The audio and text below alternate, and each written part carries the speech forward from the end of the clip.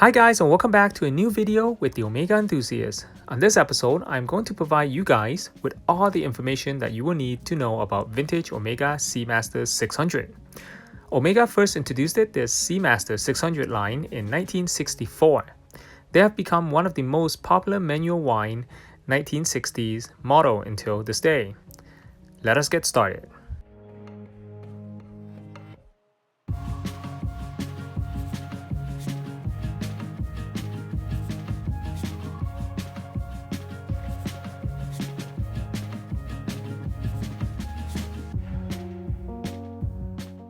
There are 4 different Seamaster 600 case models, and none of them are listed on the Omega online database, which is why I've spent the time to create this educational video and share this useful information with you guys.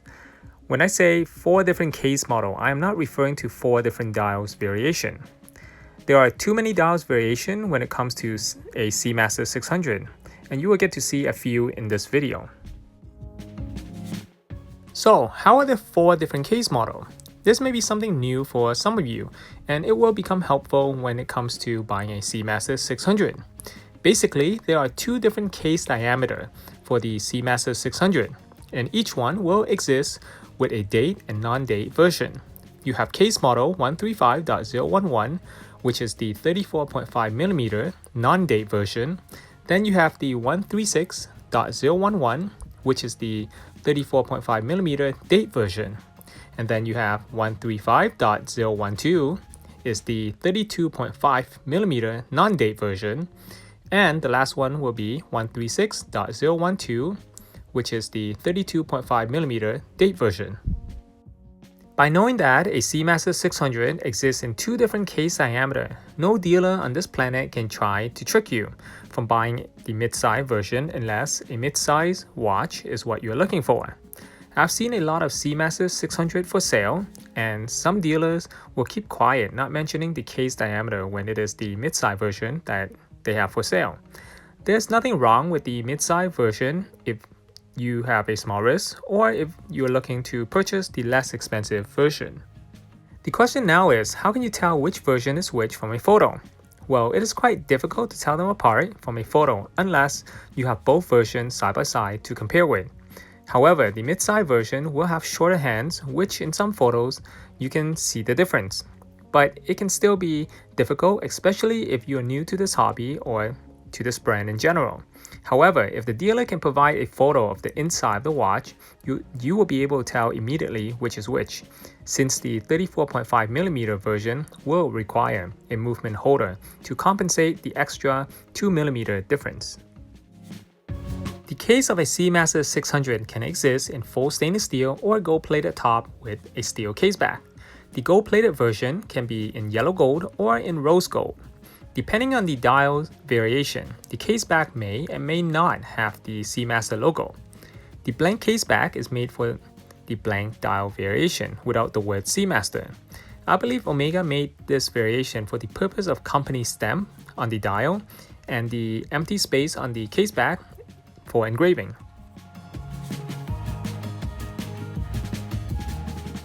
The screw lock case back will require a flat ring case back rubber gasket. Make sure that this gasket is always fresh, so moisture or sweat on your wrist cannot enter the watch. You will need a jacksaw case back opening tool in order to open and close the case back, or any watch case back opening tool with at least 2 prongs. Sometimes a friction bar will work as well.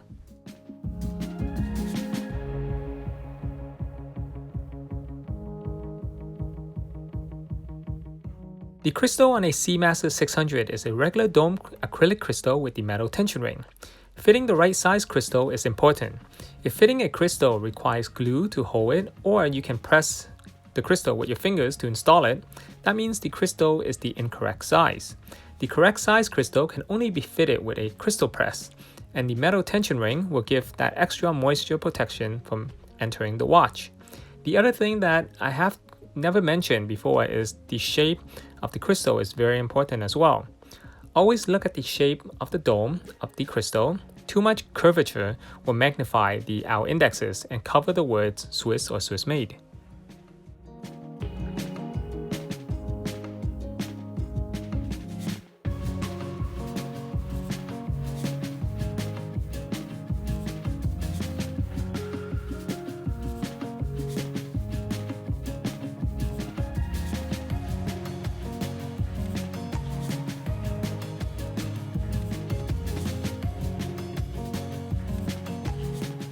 The crown of the watch is a regular waterproof type, which means it must carry a crown gasket as well.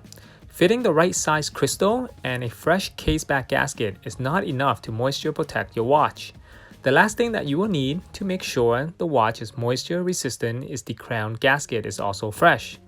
The correct size crown on a Seamaster 600 will have a diameter of 4.5 to 5 mm wide, with a 2.3 mm thick.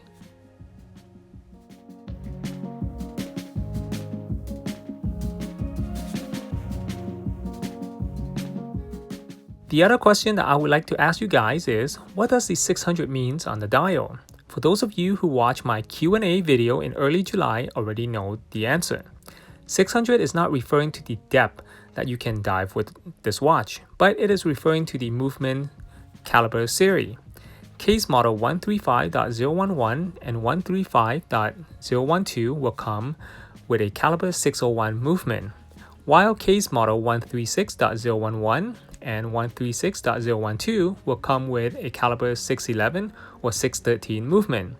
And the difference between a caliber 611 and 613 is caliber 613 has quick set date features.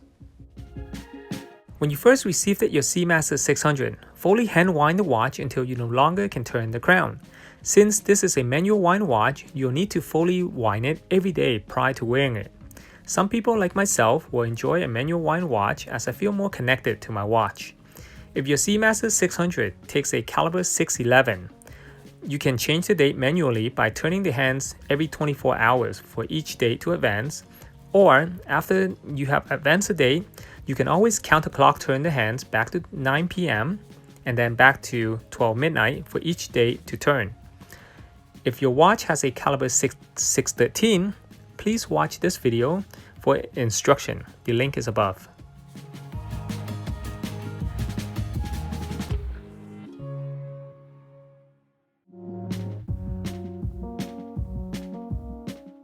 To learn more about these manual wind movement, you can always watch this video that I made in the link above. Inside a 135.012 or 136.012 case, there are two case clamps and case clamp screws to hold the movement in position. Inside a 135.011 or 136.011 case, there are two longer case clamps and case clamp screws. The reason the case clamps are longer since it has the extra movement holder. There are also two small screws on the side of this movement holder that screws into the movement to hold it in place. Omega introduced this line in 1964, and the dial can come with and without the word Seamaster 600. Seamaster 600 exists until the end of 1966, when Omega included Geneve above or below the word Seamaster 600 in 1967. And until 1968 to 1969, the dial no longer includes the word Seamaster 600 anymore. Even though the dial will only say Omega Geneve, the case back will still have the Seamaster logo. For the date version, Seamaster 600 on the dial will take a caliber 611, while Geneve on the dial will take a caliber 613. There are a lot of information, and I do recommend that you guys go through this video a few times or take notes to fully understand. Never buy a watch blindly.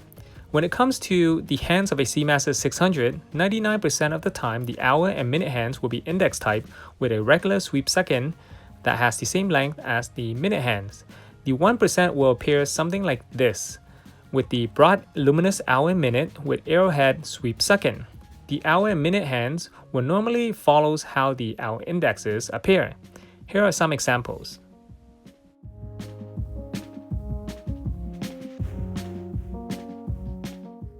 Now that you have learned pretty much everything about a Seamaster 600, the next thing that I would like to educate you guys on is the dial variation. Here are a few examples. Please study them and enjoy.